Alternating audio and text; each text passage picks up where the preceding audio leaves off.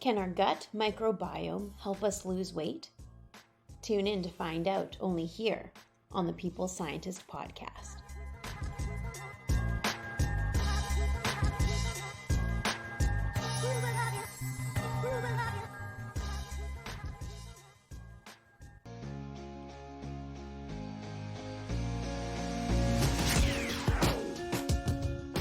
You are listening to The People Scientist, the podcast dedicated to helping us optimize our health with the latest scientific findings on neuroscience, physiology, and nutrition. I, your host, Dr. Stephanie Caligiuri, a nutritionist, physiologist, and neuroscientist, will be here with you every single week, bringing us information to ignite our thinking, to help us be one step closer to the healthiest we can be.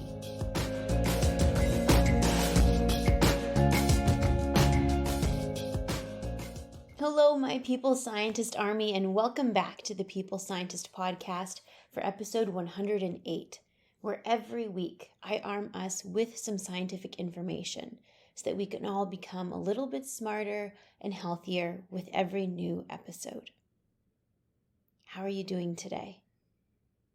Now, whether you are listening while you're at work, while on your commute, going for a walk, cleaning, working out, or as you're resting before bed, I hope that I can add some fun and entertaining science into your day.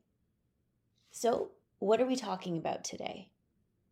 Well, there was a new study that my friend Richard, who's also a neuroscientist, had shared with me.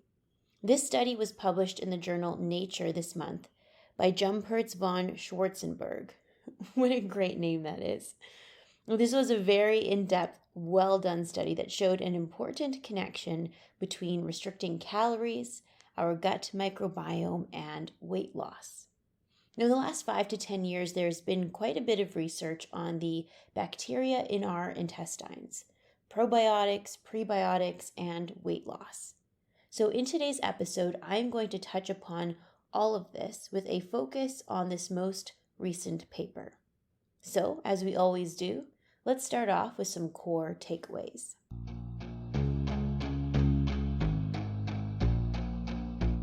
Our gut microbiome consists of the tiny microorganisms that make our intestines their home. Primarily, scientists focus on the bacteria that live in our intestines. In the last several years, scientists have grown to appreciate the fact that our gut microbiome can impact our overall health and risk for chronic disease. Recently, a study was published that showed eating a low-calorie diet and losing weight significantly impacted the gut microbiome, and that the changes to the gut microbiome also contributed to weight loss, as when the scientists transplanted stool samples from women who lost weight into mice, the mice lost weight. So, can beneficial bacteria like probiotics or fibers that promote the growth of beneficial bacteria, called prebiotics, can they be of benefit for weight loss? Well, the animal studies are very promising, and the clinical data in humans shows that there may be a benefit. Probiotics can be found in foods like yogurt, kombucha, and in capsule form. Prebiotics can include foods rich in inulin like leeks, asparagus, chicory root, and fibers present in bananas, garlic, onions, flaxseed, barley, and more. Now, these foods and probiotics might be of benefit to help maintain a healthy body weight, as some of the clinical trial data shows. And also in this episode, it gives some extra suggestions on how to help keep our metabolic rate up when we lose weight in this episode. So, now let's get into those details. In the journal Nature this month, Jumperts von Schwarzenberg and colleagues published the findings of their clinical trial. The scientists recruited 80 women who were identified as being overweight or obese and who were postmenopausal. Now, half the women were asked to follow a very low-calorie diet, ate 800 calories in liquid form per day for 8 weeks. After those 8 weeks, they followed a well-balanced low-calorie diet for 4 weeks, and then another 4 weeks of eating enough calories to maintain their body weight, or the maintenance phase. The women lost on average 12.5 kilograms after the 12 weeks of eating low calorie, which is about 27.5 pounds. The control group, by contrast, was instructed to eat enough calories to maintain their weight, and their body weight did not change significantly throughout the trial. And the scientists first measured their metabolic rate, or how efficiently they burned calories, by indirect calorimetry. The scientists noted that in women eating low calorie, their metabolic rate dropped, so they burned fewer calories. In the women where their metabolic rate dropped more, they were more likely to gain fat mass upon the maintenance phase of eating. So the reason that why we may regain weight after a maintenance phase, after losing weight, is because our metabolism, our metabolic rate, may decline. Now, the scientists didn't get into this, but this begs the question, how do we keep our metabolic rate high so that we do not regain weight after eating lower calorie? Now, this in itself, I think, would be a great podcast episode. But briefly, some suggestions supported by science, I'll give you some here. Weight training and putting on muscle mass, as muscle is highly metabolically active, may be able to benefit our metabolic rate. Exercising daily in general as well. We've known for decades that muscle mass greatly impacts our metabolic rate. For example, Zerlo in 1990 in the journal Clinical Investigation wrote of this. They determined that the amount of muscle mass we have can explain about 50% of the variation in our metabolic rate. So people that tend to have more muscle mass tend to have a higher metabolic rate. So in short, doing some strength training and adding muscle mass is likely to be of benefit to our metabolism and us keeping off the weight when we've lost weight. In 2018, in the journal Obesity Reviews, Barnes and Hills wrote about this specific topic, and they wrote about just how much exercise might be required to help maintain our metabolic rate and maintain our weight loss. They reported in this paper that the greatest improvement in health and metabolic rate was observed in people who changed from a sedentary lifestyle with little to no exercise to now regularly completing just 5 to 10 miles of walking per week. So if we are attempting to lose weight and generally do not exercise, then a goal of walking 5 to 10 miles per week is likely to help our metabolic rate and help us keep the weight off after losing fat mass. However, it's important to note that this same modest increase in exercise does not seem to have the same improvement in health or metabolic rate for people with a higher level of exercise normally. So if you're the type of person who regularly exercise every day, now just walking 5 to 10 miles might not be sufficient enough to keep your metabolic rate up. So then how about in people who do regularly exercise? What is required? Well, in the Harvard alumni study, they noted that the greatest improvement in metabolic rate was in those burning around 3,000 to 3,500 calories from exercise per week. So if we aim to burn an extra 500 calories per day through our exercise and workout regimen, then this is likely to have a benefit to our metabolic rate and our ability to maintain a healthy body weight. So hopefully that gives some added suggestions as to when we're losing fat mass in order to prevent us from putting that fat mass back on. We can do things like adding muscle mass and regularly exercising. But what else? In 2018 in the journal BMJ, scientists compared a higher versus moderate versus lower carbohydrate diet for the maintenance phase after weight loss and measured the participants' metabolic rate. Now, the lower carbohydrate diet, which consisted of 20% of calories from carbohydrates, resulted in a higher energy expenditure and metabolic rate versus the 60% higher carbohydrate diet. So eating a lower carbohydrate diet during the maintenance phase of our weight loss may be of assistance in keeping our metabolic rate up. Now, protein in general tends to raise our body temperature. It's thermogenic, we call it. So it is also thought that eating a good amount of protein, around 15 to 35% of our calories from protein, might also aid in keeping our metabolism from dropping after weight loss. So to repeat what I just said, weight training to gain muscle mass, daily exercising, eating lower carbohydrate, and consuming a good amount of protein may help to maintain our energy expenditure and metabolic rate after weight loss. Now, how about the topic today, our gut microbiome? So our gut microbiome includes living microorganisms residing in our intestines. In general, there is a focus on the bacteria present in our gut. Well, this month in Nature, in the same cohort of 80 women who followed that low-calorie diet for 12 weeks, the scientists noted some marked differences in their gut microbiome compared to baseline before the low-calorie diet. For example, the scientists noted a significant decrease in the level of gut microbial colonization. So what this means is the bacteria seem to thrive less with a lower calorie diet. Not only did the amount of bacteria in the intestines reduce with the low-calorie diet, but the type of bacteria also changed. For example, the low-calorie diet increased the growth of bacteria capable of metabolizing host glycans at the expense of bacteria specialized in the metabolism of plant polysaccharides. So what this means is the gut microbiome may have shifted toward using our own carbohydrates that our body produces as energy to fuel the bacteria, as opposed to using fiber in our diet as their main fuel source. Now, fiber is important as an energy source for the bacteria in our intestines because they can produce things like short-chain fatty acids from the fiber, and short-chain fatty acids can serve as energy for the cells of our colon to help maintain our intestinal health. Now, 3 major short-chain fatty acids produced by our gut microbiome include acetate, butyrate, and valerate. And these were all significantly decreased when the women ate a low-calorie diet.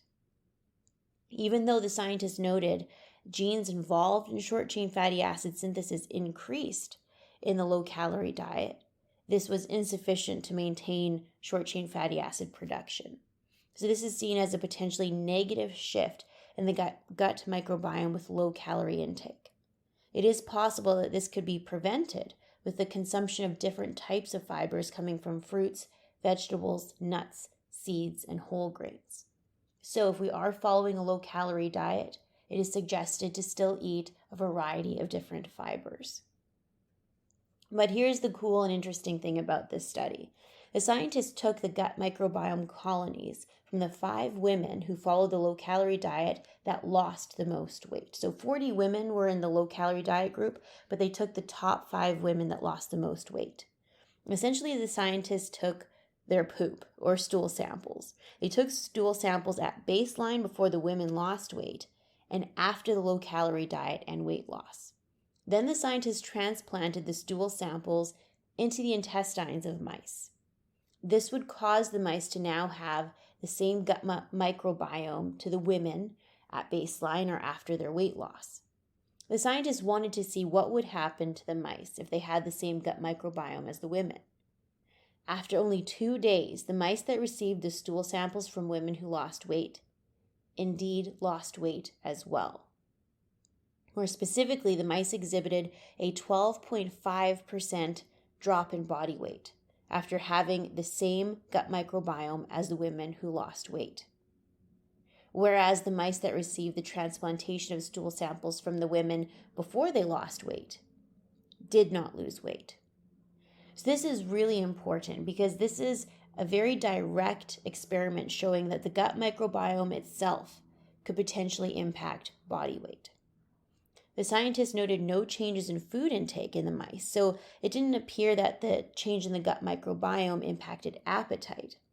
But what the scientists did notice is that there were more calories in the stool samples of the mice, indicating less breakdown and less absorption of nutrients by the intestines.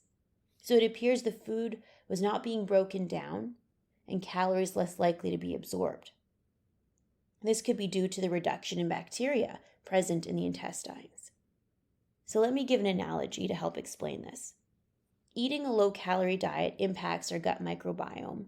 It's kind of like if the people who are in charge of recycling went on strike. So there would be fewer people to recycle our cardboard, our plastics, our glass, etc.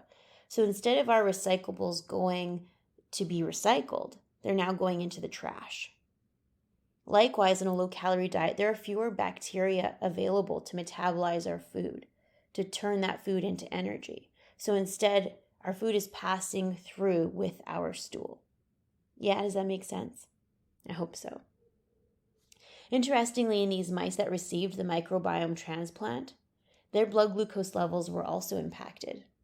The mice that received the transplant of the gut microbiome from the women who lost weight had a reduction in blood glucose versus the control mice. So again, a really interesting finding that our gut microbiome might impact our risk for diabetes or our blood glucose levels. And this is one of the first trials to really nicely show this relationship, that the bacteria in our intestines are not just an isolated unit, but the bacteria in our intestines might have the capability to impact our overall health. Now, unexpectedly, the scientists noted that a pathogenic bacteria, meaning a bacteria known to cause illness and negatively impact intestinal health, called C. difficile, seemed to be upregulated in the women with the greatest weight loss after the low-calorie diet, and that this increase in C. difficile seemed to contribute to the weight loss of the mice, despite their intestinal health still being unaffected. The scientists think that C. difficile increased as there were less bile acids available in the intestines, and normally bile acids would inhibit C. difficile growth. So bile acids are present to help in the absorption and metabolism of the fat that we eat. So if we take in less fat, there's less likely to be bile acids in our intestines. It is as though there was less security around, and so the bad guys were out and about more. Despite the increase in this pathogenic bacteria, the women and mice did not develop any negative intestinal effects, but the scientists note that this requires further investigation. So this new study begs the question about how our gut microbiome may help us maintain a healthy weight. Now, there are some studies looking at probiotics and prebiotics. So let's talk about that a little bit. Probiotics are food or supplements that contain the bacteria itself. Typically, it contains strains of bacteria like bifidobacteria and lactobacilli strains that are thought to have some benefit to our health. Typically, these can be found in things like yogurts, kombucha, kefir, or available in capsule form. Now, prebiotics are fibers that act as a fuel source to help specific bacteria in our intestines flourish and multiply. For example, inulin has been observed to beneficially impact bacterial strains like bifidobacteria in our intestines. Now, foods rich in inulin include chicory root, dandelion greens, Jerusalem artichoke, leeks, asparagus. In addition, foods like garlic, onion, flaxseed, barley, oats, and bananas are reported to have prebiotic effects promoting the growth of good bacteria as well. Now, the findings in rodent studies are very promising, with probiotics inducing weight loss, preventing the negative impact of a high-fat diet on body weight, beneficially impacting fat mass and blood glucose levels. But I won't go into the rodent studies too much because I think what counts are the human clinical trials. And unfortunately, as usually is the case, the clinical data is less clear. In the journal Nutrients this year, Perna and colleagues conducted a meta-analysis where they pooled together several randomized controlled trials that included nearly 1,500 patients to understand if supplementing with probiotics could induce weight loss. The scientists concluded that there was a slight decrease in BMI and a slight decrease in waist size after probiotic intake, but not a significant decrease in body weight. The effects seem to be modest in these trials. But there are limitations to these studies as there are so many different probiotic and bacterial strains to study that it may be difficult to compare, and perhaps certain strains are more beneficial than others. The clinical trial data is still trying to decipher that. The majority of the bacterial strains that were studied were lactobacilli and bifidobacteria. Now, how about prebiotics? Well, last year in the journal Preventive Nutrition and Food Science, Aoun and colleagues wrote a review that detailed this. In general, a high-fat, low-fiber diet is thought to have a negative impact on our gut microbiome as it reduces the diversity of the bacteria in our intestines. Whereas intake of high-fiber foods like fruits, vegetables, beans, and nuts seem to increase the diversity of the bacteria in our intestines and seem to be associated with reduced weight gain in humans, independent of calorie intake. There was a cross-sectional study that was performed by Whisper in 2018 that compared changes to gut microbial diversity and composition in young adults who undertook a moderate to vigorous physical activity. The study found increases in microbial diversity, especially in participants who received an adequate amount of fiber per day in addition to the exercise. So that was really interesting, is that they not only looked at fiber or prebiotic intake, but also exercise. And exercise might appear to impact our gut microbiome too.